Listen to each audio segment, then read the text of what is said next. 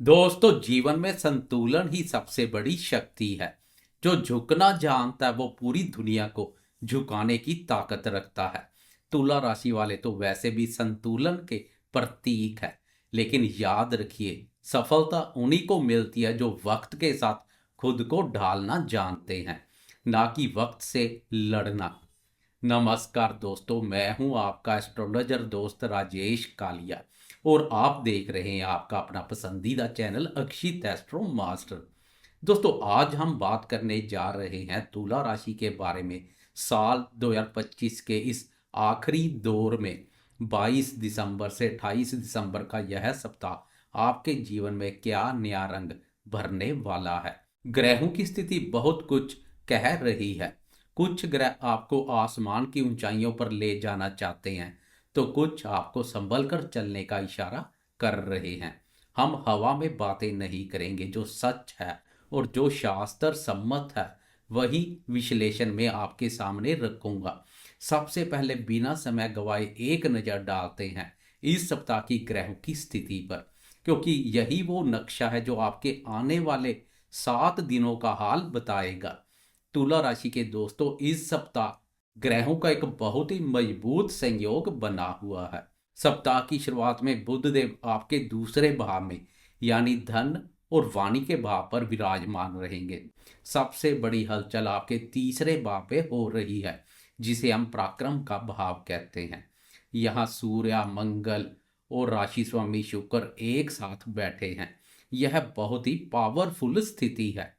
पंचम भाव जो बुद्धि और संतान का है, वहां राहु का डेरा है।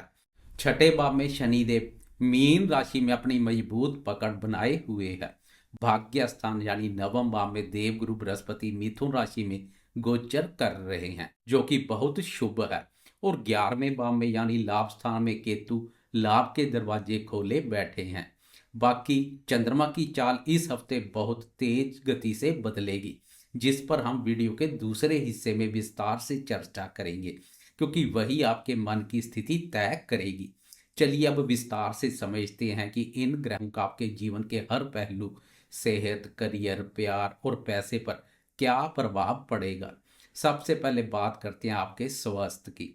तुला राशि वाले दोस्तों, छठा भाव रोग का होता है और वहां शनि देव बैठे हैं। शनि छठे भाव में शुभ फल देते हैं और रोगों से लड़ने की शक्ति देते हैं, तो कोई बड़ी बीमारी का खतरा नहीं है। लेकिन ध्यान दें कि आपके तीसरे भाव में सूर्य और मंगल जैसे गर्म ग्रह संचार कर रहे हैं। तीसरे भाव का संबंध हमारे कंधों, बाजुओं और गले से होता है। इसलिए इस हफ्ते आपको कंधों में दर्द, गर्दन में अकड़न या बाजू में खिंचाव महसूस हो सकता है। अधिक भागदौड़ की वजह से शारीरिक थकान रहेगी। राहु पंचम भाव में है, जो पेट से जुड़ी छोटी मोटी दिक्कतें जैसे गैस या एसिडिटी परेशान कर सकती है। बाहर का तला भुना खाना कम करें, पानी खूब पिएं। अब बात करते हैं शिक्षा की। विद्यार्थियों के लिए यह समय थोड़ा मिला जुला है। पंचम भाव में राहु का होना दिमाग को बहुत तेज तो बनाता है, लेकिन यह डिस्ट्रैक्शन यानी भटकाव भी देता है। आपका मन पढ़ाई में लगेगा, लेकिन अचानक से ध्यान मोबाइल या दोस्तों की तरफ भटक जाएगा। हालांकि नवम भाव में बैठे गुरुदेव आपको सही रास्ता दिखाएंगे। जो विद्यार्थी उच्च शिक्षा के लिए प्रयासरत हैं या किसी विदेशी यूनिवर्सिटी में अप्लाई करना चाहते हैं, उनके लिए गुरु का आशीर्वाद पूरा बना हुआ है। अब चर्चा करते हैं प्रेम संबंध और दाम्पत्य जीवन की। प्रेम संबंधों के लिए यह सप्ताह बहुत ही नाजुक और महत्वपूर्ण है। पंचम भाव पर राहु और तीसरे भाव में शुक्र और मंगल का युति योग।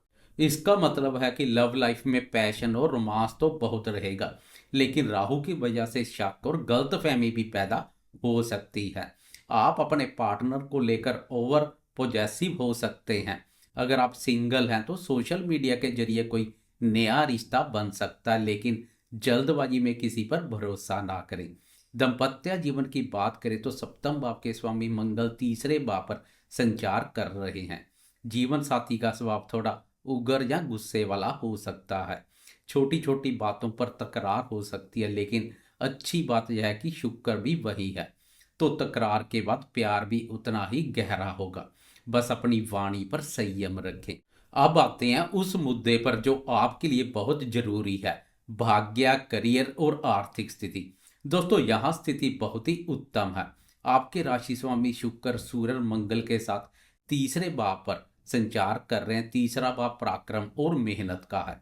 इसका सीधा मतलब है कि इस हफ्ते आपका भाग्य आपके पुरुषार्थ, आपके साहस, पराक्रम और मेहनत से चमकेगा। आप जितनी मेहनत करेंगे किस्मत उससे दोगुना फल देगी। नौकरी पेशा दोस्तों के लिए यह समय अनुकूल है। आपके काम करने की गति बहुत तेज होगी। ऑफिस में आपके सहकर्मी आपके आत्मविश्वास को देखकर हैरान रह जाएंगे।